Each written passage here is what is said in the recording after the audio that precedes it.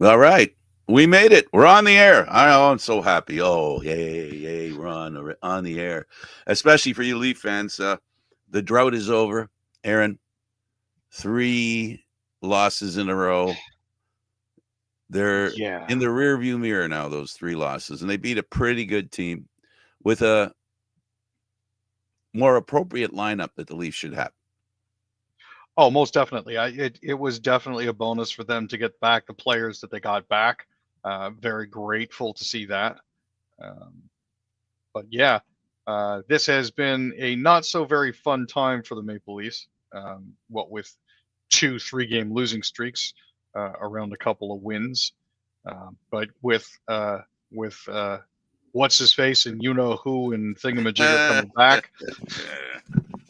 I mean, Yarncroke is still out, Hakanpää is still out, Stolars is still out, and OEL is listed as day-to-day with a lower body injury, and Mitch Marner is also listed as day-to-day, but I believe it's more maintenance than anything else. But they're slowly getting back on track. Interesting situation for the Leafs. They're getting a potpourri of different versions of the team that takes to the ice. It makes it kind of interesting as being a fan, doesn't it, Aaron? It, What- yeah, it's always interesting to see who's going to show up and who's still on the IR for that sort of thing. All right. Let's move on. We'll do the CFL after we do the second period, okay, Aaron? And Sure. we'll do a CFL break. Okay, so explain to me how Dennis Hildeby, and he's been picked to represent the Marlies at the AHL game. What did he do, and how did he do it? Well, so basically what happened on Saturday night for the AHL's All-Star Classic, Dennis Hildeby was actually called up after Syracuse Crunch's Brandon Halverson was deemed unable to participate in the 2-day event. This is actually the second consecutive year that Hildeby has been selected as an AHL All-Star. He's got a 7-2-2 record with the Marlies this season. He's got a 914 save percentage, which is the second best amongst Marley goalies. The other goalie who's in front of him is Matt Murray, who has a 934, and he's up with the Maple Leafs. Yeah, he's bounced around. I know you've noticed, and I'm sure our loyal fans have. He's bounced around a little bit between the Leafs and the Marlies this season. He's got 3 wins and a 909 save percentage with the Marlies since returning from the Maple Leafs on January 24th. But he and Logan Shaw and Alex Steves were all in Palm Desert, California. Shaw has 5 goals and 17 assists in 37 games, while Steves has 24 goals and 15 assists in 33 games. So it's nice for him to see that he's progressing as a 4th round pick, 122nd overall in the 2022 draft. It's good to see that he is progressing. Now, he has been in 6 NHL games this season. He's only won 3 of them, unfortunately, and in those 3, he has had an 878 save percentage, which is borderline unusable in the NHL. But the fact that he's been to the All-Star game with the Marlies twice and is above average when it comes to his save percentage bodes well for his future. He's a good goalie. Yeah. He had a chance with the Leafs. He looked good at first, and I think the biggest problem that he had was his consistency. Would that be fair? I think that's very fair to say. It's one of those things where the goalie is trying to impress, and I think at times he tried to do too much. He got away from the style that made him successful as a 6'7" tall goalie with the Marlies, and that was sticking to your crease, staying in the blue paint, and not moving around too much. But moving to cut down the angle when is required. We've seen the Leaf goalies play very well, and the one thing that they had in common, both Wall and Hildeby, is that they found themselves along the goal line too much. When we say not moving around, what we're talking about is very active moving. Just it doesn't seem purposeful. It seems panic ridden, and taking that out of your game is very important. And the system side of being goal is to help cut off the angle. So moving a little bit to the top of your crease in rapid fire, because you want to cut down the angles for players. They had that problem as well. They found themselves sitting back in the net or panicking from side to side. Being human, I think just like people, you have better days and you have worse days. The key to being a professional, though, is to, trim those rough edges. Oh, for sure. And I think you're seeing a lot more polish developing, especially for Wall. He actually stopped 45 shots in the Leafs 4-3 win over the Oilers this weekend. Nyes and Marner both chipped in a goal and an assist. I'm not sure if you saw the game, but there was a goal line last minute stand that Joseph Wall made with under 10 seconds left and even under a second left, which was fantastic to see. Just absolutely robbed Corey Perry. I believe under a minute too, there was that semi breakaway, and there was some suggestion there was a trip on that play. It looked to me like it was a physical laying on the guy. I didn't even see any stick get on the guy. It was more of a shoulder in the guy to knock him down. That's the way I saw it. I don't know what you saw. Oh no, that's pretty much the way I saw it too, because we all know that the Leafs never do anything wrong, and they're perfectly blameless when it comes to getting penalties. Now, I apologize for the hyperbole. The Oilers didn't help themselves either when John Klingberg put himself offside on the potential tying goal. Yeah, that was interesting statistic here. The Leafs, when it comes to blue line and offside calls, are 12 for 12 since 2022. So they don't use it all that often, but when they do get it, they get it absolutely right.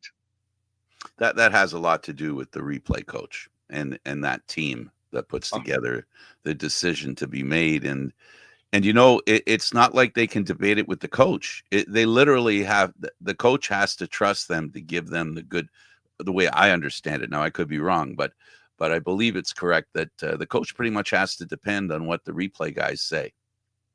That's true. And like the coach only has so much time to look down at the 32-inch monitor that's on the floor on the bench there. He is definitely reliant on the replay team, and they are absolutely crackerjack when it comes to that. No, they do a good job, and 12 for 12 tells you that's pretty much the truth.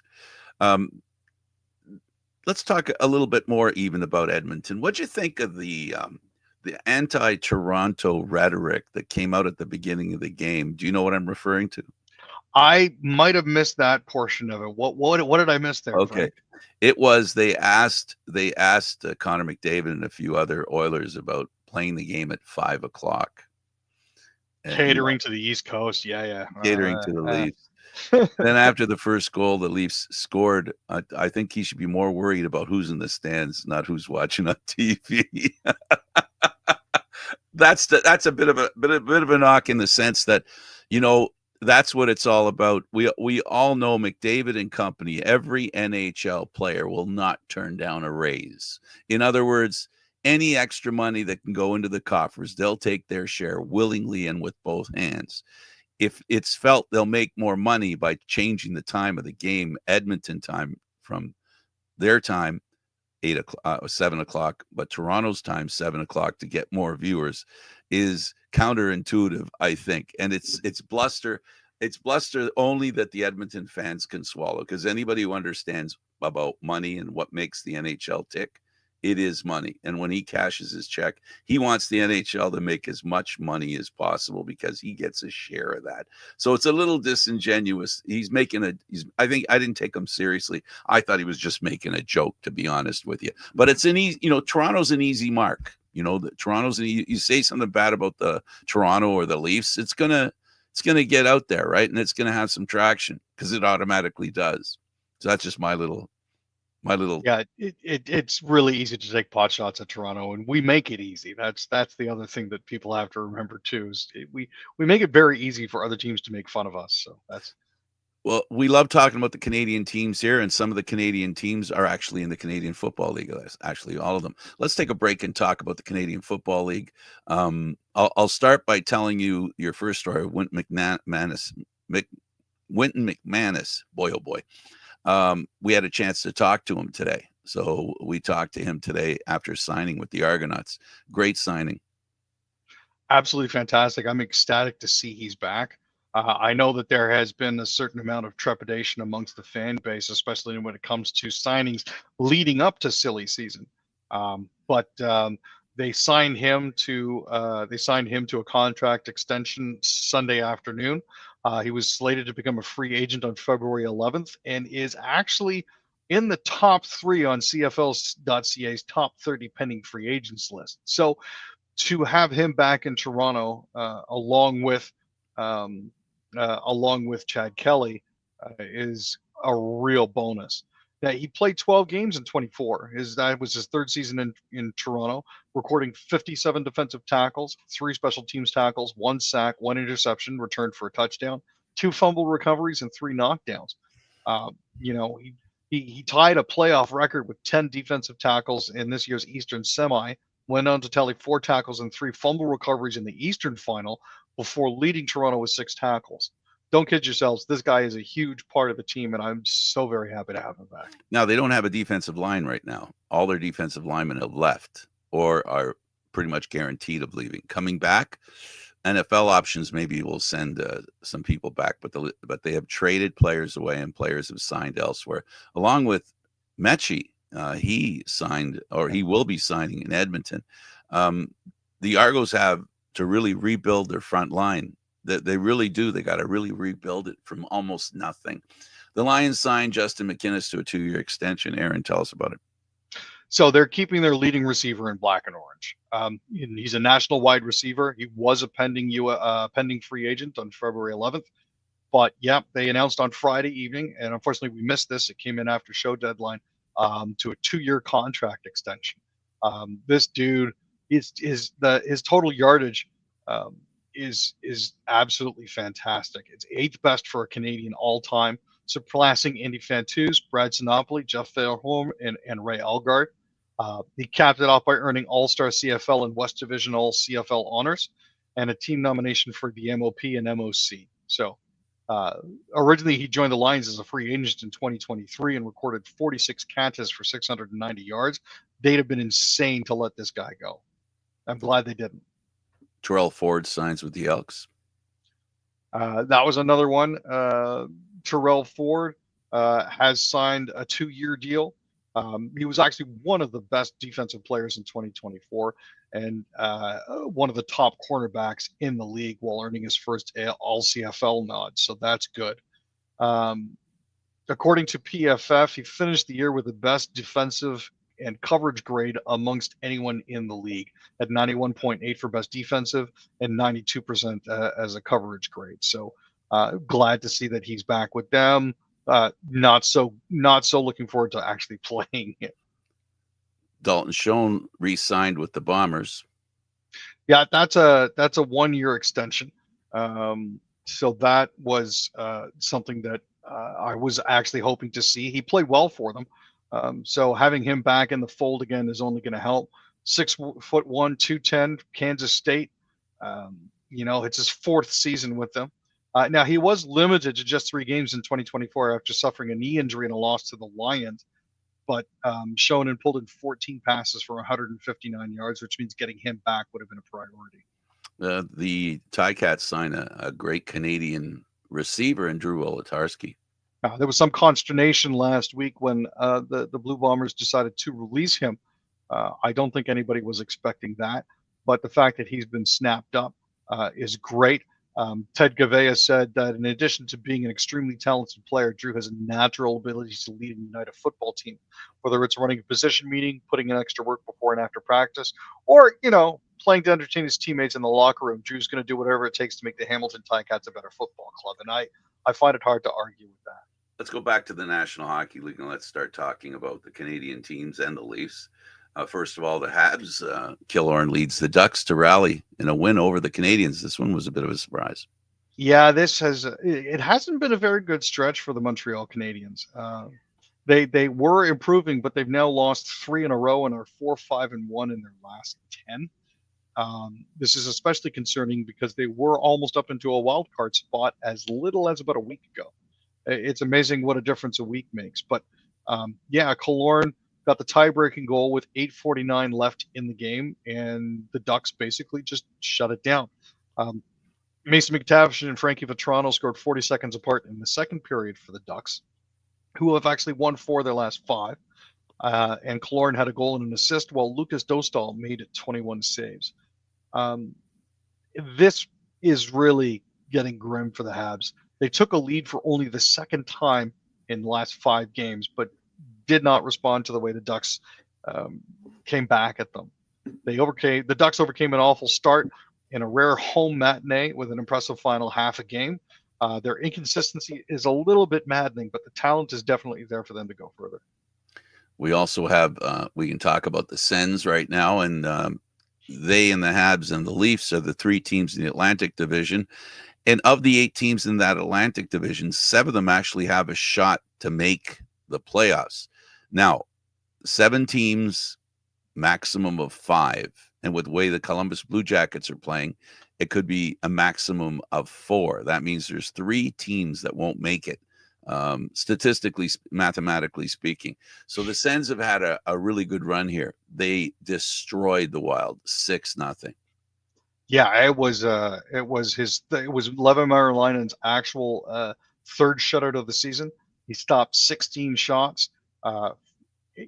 They basically pantsed them. Jake Sanderson had a goal and 3 assists. Tim Stützle and Drake Batherson each had a goal and 2 assists.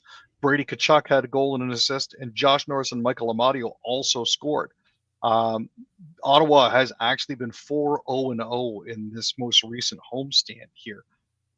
Philip Gustafsson had 46 saves for the Wild, who had won 3 straight games while allowing a total of only 3 goals. But at the end of the day, Ottawa's penalty killing scored a shorthanded goal for the second straight game, and a huge lack of discipline on Minnesota's part allowed Ottawa to score 3 power play goals.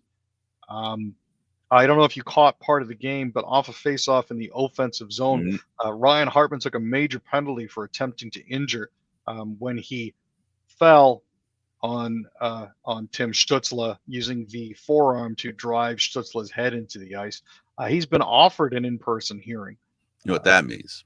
Yeah, at least he's going to have some time off. You know, it's his. I think it's his 7th suspension in the last 3 seasons. So I don't see it going any better for them. A player who's very important to Team Canada, Morrissey of the Winnipeg Jets, lifts the Jets to a 5-4 overtime victory. Yeah, he's definitely doing his best to try to make sure people don't remember what Ovechkin did in that game. Ovechkin got his 877th goal of his career to move to 18 away from breaking the NHL record. But, you know, Josh Morrissey scored his 2nd goal of the game, 157 into overtime. So all of the fans leaving the arena completely forgot about that.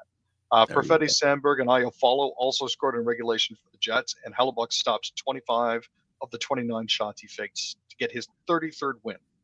We'll get to the Flames in a second, but let's do the Canucks. The Canucks, Quinn Hughes didn't play, but one of the new Canucks slipped into his slot. The new players that they've traded for, the big trade, of course, with New York, it has now given the Canucks an opportunity and their fans to see what they got in return. There's a lot of, let's just say, the Canucks didn't get the best player in the trade, and sometimes that determines win or lose.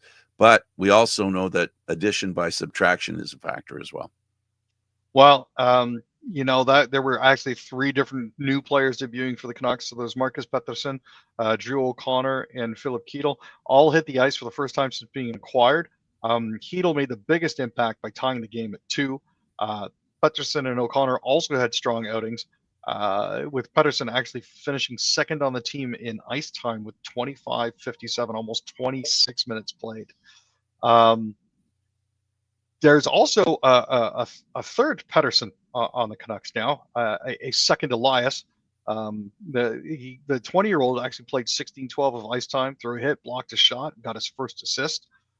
Tocchet said, you know, I like him a lot. I thought he played good today.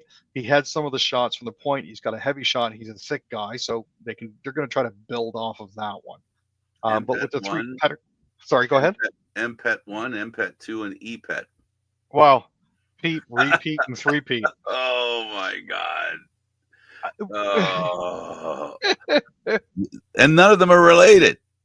That's the funniest part, right? It's like None of Sebastian them are Aho and related. Sebastian Aho. They're not related, but it's the same name. They're not related. But it's like Smith in Sweden.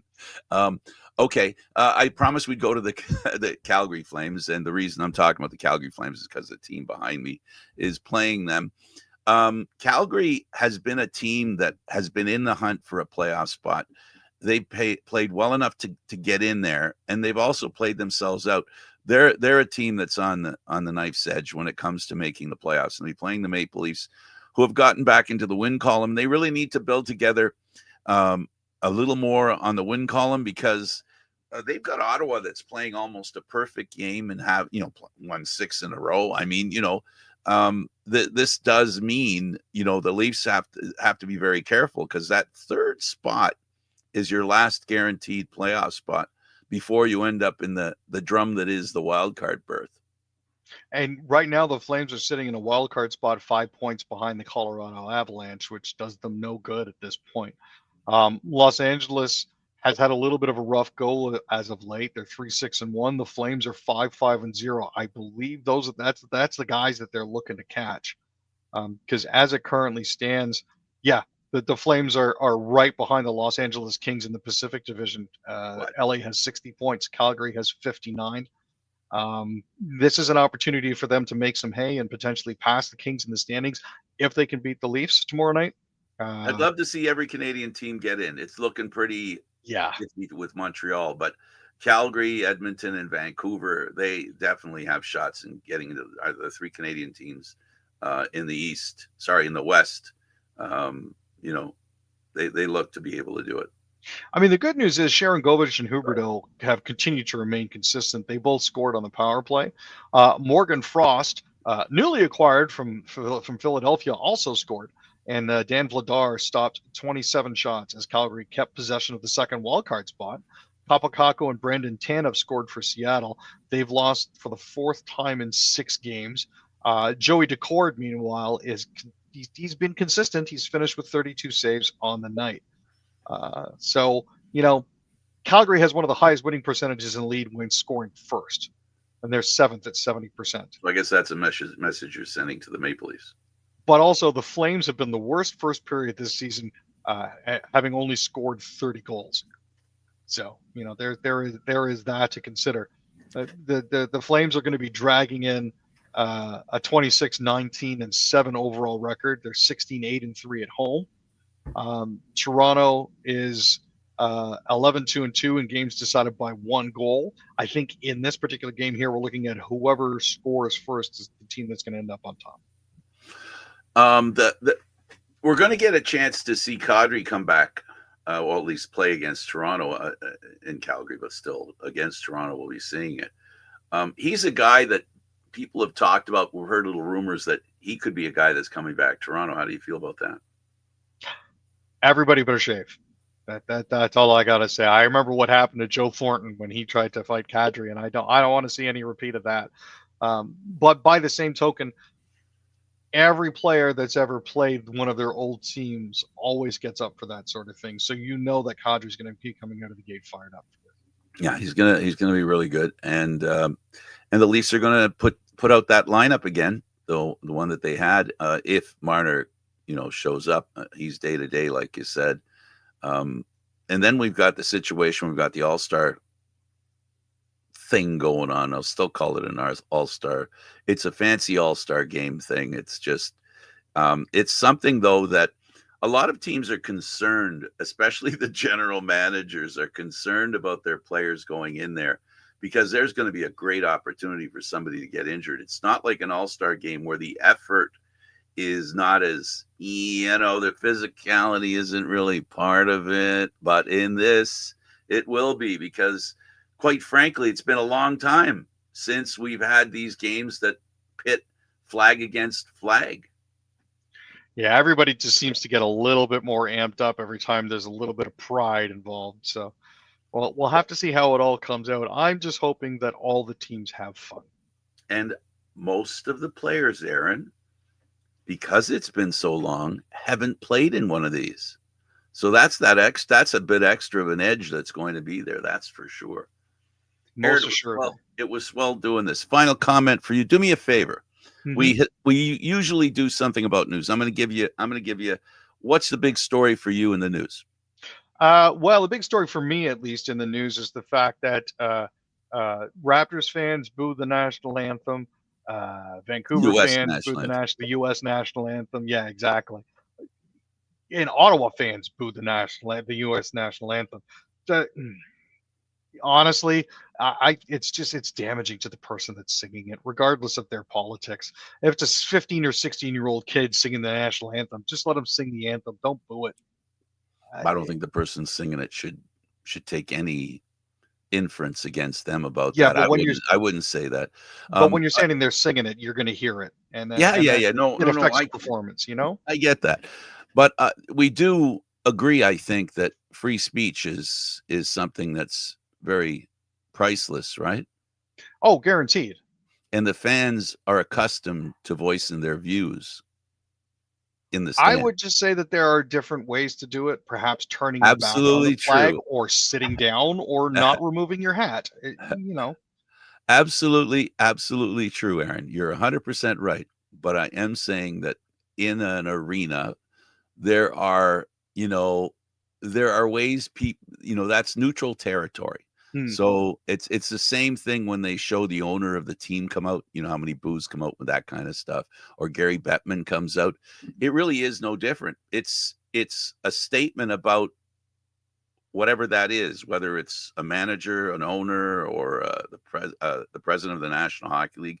They come out there and people, it's a very emotional time when you're sitting in the stands. I'm not saying it's right. See, I agree with you. They shouldn't do that, but I don't begrudge it to them, because in fact, at sporting events, we're told to react. They want us to react. How many times do you hear players saying the fans are sitting on their hands? So the first one of the times they don't sit on their hands, people are worried about it.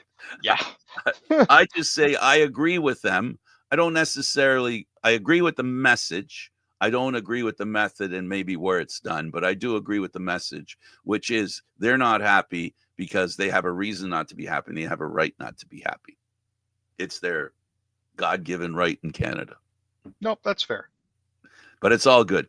For me, the big story for me is Krista Freeland was on NBC today, and they were asking her about her sentiment, mentioning that she's planning on being the prime minister. In other words, she wants to be the Liberal leader. And they tried really hard for her to harpoon the prime minister. She showed a lot of resistance, and I'll call it class, in not attacking the prime minister. Or some people might say, well, afraid to say anything against the Liberal prime minister because she wants to be the prime minister. But I have to say, she discussed it in a way that was basically saying that, and she talked about the sentiment that we're talking about, that the people in the stadiums felt. They feel that America's being unfair, that the president's being unfair, and they're not happy with what he was doing. And she made that clear. And I think that's a big story. Now, I saw something flash in front of me. I think Trump is back down on Mexico. He did actually back down on Mexico. Now, the thing is, he's saying, I secured a great new deal for America. They're sending troops to the border. Just like to point out that Biden actually got additional troops for the border out of Mexico in 2021 without threatening a trade war. And the enhanced securities that Canada is putting into place was already in place while Biden was in power back in December of 2024. So he didn't actually get anything out of us. He has, however, managed to convince his base that tariffs may not necessarily have been a bad idea, but look at me, I got something done. So, are you suggesting that 45/47 is willing to take credit for things that he has not done? I mean, look, I'm not saying that he's going to steal credit. I'm not saying he's going to, but he'll try. Well, enough of politics on this show. Thanks for doing this, Aaron. Hey, glad to be here, Frank. Okay, you can check out all the rest of the stuff that we have on Candid Frank Live 10:30 on YouTube. We do a lot of different shows. Aaron and I do a couple of different shows, and we're going to bring politics in here at some point when we figure out how we get it in and where we put it. All right, bud. Thanks a lot. Appreciate it, Frank. Next time. All right. Bye-bye.